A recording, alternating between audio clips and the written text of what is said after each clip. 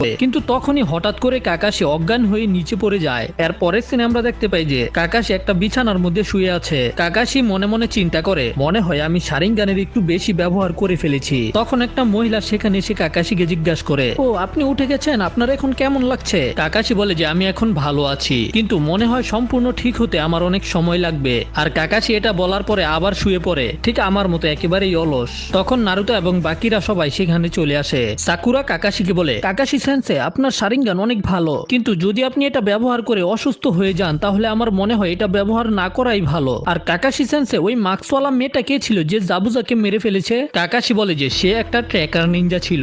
সাধারণত এইরকম মাস্ক শুধু ইলাইট নিনজারাই পড়তে পারে, যারা আনবু ব্ল্যাক কর্পসের মেম্বার হয়ে থাকে আর নিজেদের দেশের ক্রিমিনালদেরকে মারার কাজ করে, যেন তাদের ভিলেজের সিক্রেট কেউ না জানতে পারে।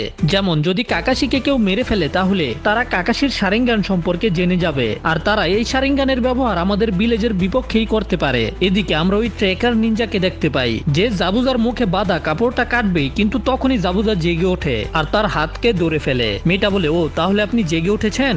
জাবুজা বলে, তুই তো অনেক ভয়ানক। তারপর জাবুজা নিজের গলা থেকে ওই সুইগুলোকে বের করে। মেয়েটা বলে, কি করছেন আপনি, শুয়ে থাকেন। জাবুজা বলে, তুই আর কতক্ষণ এই মাস্কটাকে পরে থাকবি, এটাকে খুলে ফেল। সে মাস্কটা খুলে বলে, যদি সে সঠিক সময় সেখানে না আসতো তাহলে জাবুজা মারা যেত। তার নাম হলো হাকু, কিন্তু মেয়ে নাকি ছেলে এখনো কনফিউশন আছে। জাবুজা হাকুকে জিজ্ঞাসা করে, তুমি আমার প্রেসার পয়েন্টের মধ্যে হামলা কেন করেছো? তোমার তো এটা করার কোনো দরকারই ছিল না, তুমি কি এটা করে মজা পেয়েছো নাকি? এতে হাকু বলে যে সে তার বডিকে ক্ষতি করতে চায়নি, এই জন্য শুধুমাত্র এটাই একটা রাস্তা ছিল।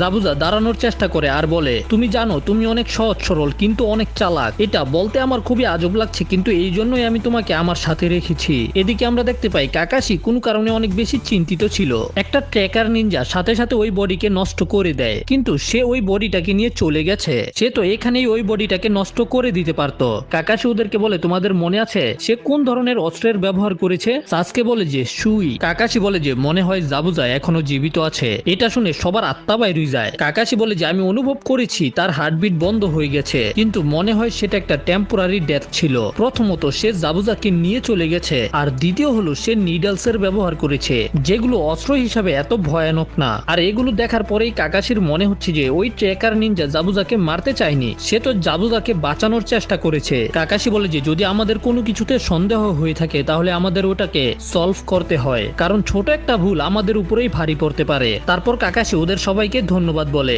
কারণ ওদের প্ল্যানিং এর কারণেই কাকাশি জাবুজাকে হারাতে পেরেছে। আর নারুতোকে স্পেশালি থ্যাংক ইউ বলে। আর নারুতোর এটা শুনে অনেক ভালো লাগে। আর সাকুরা মনে মনে চিন্তা করে, নারুতো আগে থেকে অনেক বেশি শক্তিশালী হয়ে গেছে। এরপরে তারা সবাই ট্রেনিং করার জন্য বাইরে চলে আসে। কাকাশি বলে যে ঠিক আছে, এখন আমরা চাকরা সম্পর্কে জানবো।